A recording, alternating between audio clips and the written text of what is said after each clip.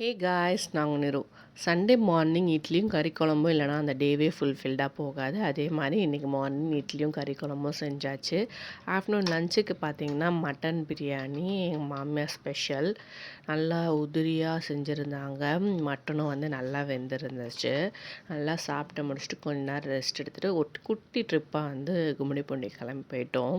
ரீசெண்டாக வந்து ஜாக்லினோட இன்டர்வியூ வந்து பார்த்துருந்தேன். அதில் அவங்க சொல்லியிருந்தாங்க, என்னைய வந்து பாடி ஷேமிங் பண்ணி கலாய்க்கிறப்போ எனக்கு சிரிப்பே வராது. அதே மாதிரி தான் எனக்குமே. என்னை யாராவது பாடி ஷேமிங் பண்ணி சிரிக்கிறப்போ எனக்கு சிரிப்புலாம் வரல. ஹர்ட் தான் ஆகுது.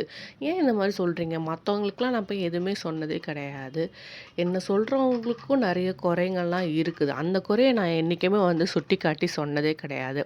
ஆனால் அவங்களாம் வந்து ஈஸியாக வந்து உனக்கு இந்த குறை இருக்குது, உடம்ப குறை, அதை பண்ணு, இதை பண்ணு. எப்படி சொல்கிறீங்க? நீங்கள் என்ன சொல்கிறவங்களுக்கு கூட தான் மேரேஜ் ஆகி நிறைய இயர்ஸாக குழந்தையே இல்லை. நான் சொல்லவா நீங்கள் போய் செக்கப் பண்ணுங்கள், குழந்தை பெற்றுக்கோங்க.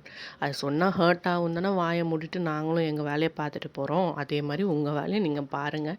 எனக்கு எப்படி உடம்பு குறைக்கணும்னு தெரியும், என் உடம்பு எப்படி பார்க்கணுன்னு தெரியும். என் அக்கறையாக பேசுகிறேன்ட்டு யாரையும் ஹர்ட் பண்ணாதீங்க. எனக்கும் பேச தெரியும்.